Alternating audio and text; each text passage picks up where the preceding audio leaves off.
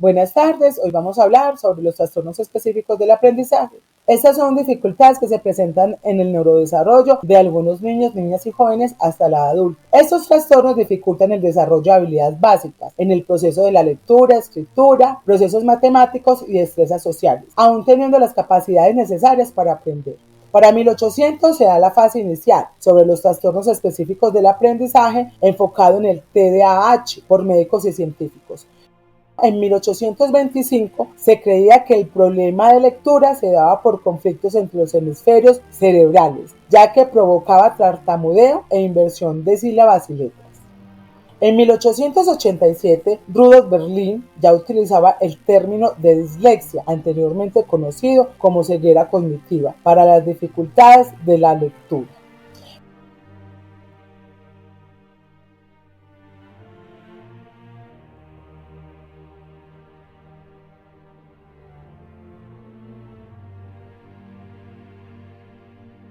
Para el año 1904, Alfred Binet empieza a realizar caracterizaciones de estos niños con dificultades escolares, para así poder brindarles una educación según sus necesidades. Ya en el siglo XIX, Joseph Dahl, Broca y entre otros empiezan a hacer estudios neurológicos sobre el autismo y el lenguaje, dando ya a entender sobre las lecciones cerebrales y sus efectos en la comunicación. En 1930, Kramer ya habla de trastornos en lo que hoy conocemos como déficit de atención e hiperactividad.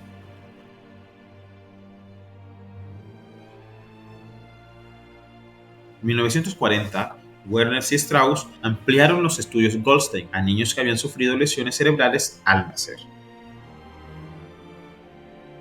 Luego, en 1947, se ampliaron unos conceptos a las lesiones cerebrales mínimas que afectaban los problemas de aprendizaje en niños en edades escolares. En 1949 aparece la Orton Dyslexia Society, una fundación que unió la psicología y la pedagogía en el estudio de las dificultades del aprendizaje.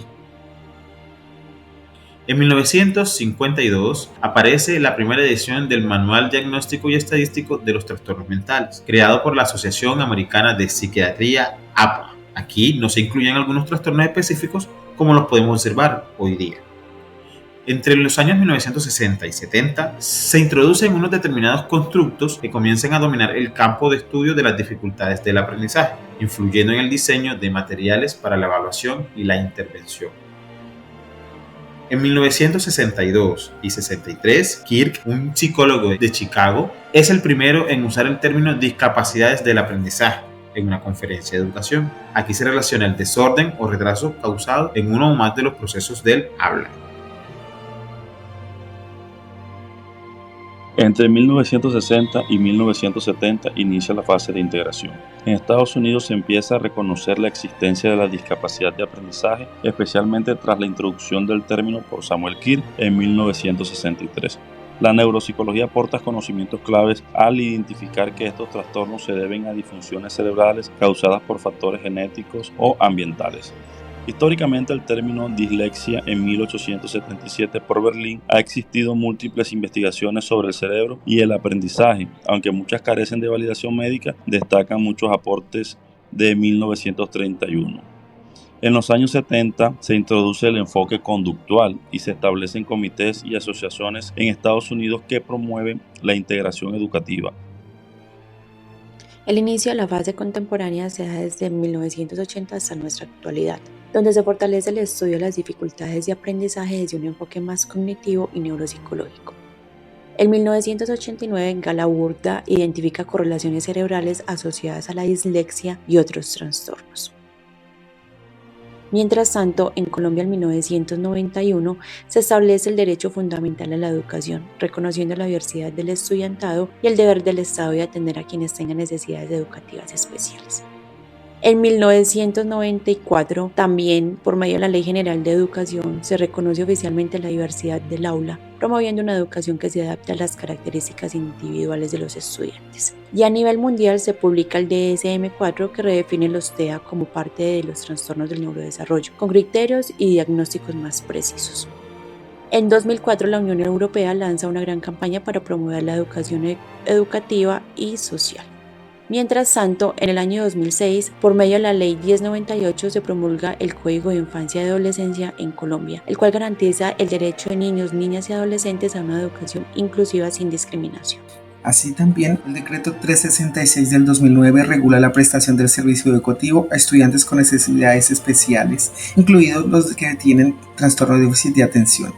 La Ley 1618 del 2013 establece medidas para garantizar los derechos de personas con discapacidad, incluyendo ajustes razonables en el entorno educativo. Y el DCM, en su quinta versión, reagrupa los trastornos, incluyendo el TDAH. Se amplían los criterios diagnósticos con base en la evidencia neurológica y conductual.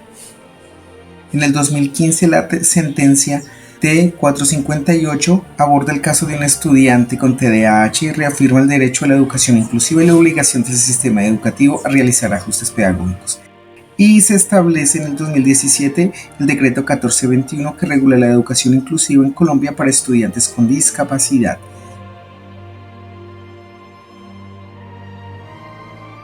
En el 2018, la política de educación inclusiva es implementada por el Ministerio de Educación Nacional para asegurar la participación y permanencia de todos los estudiantes.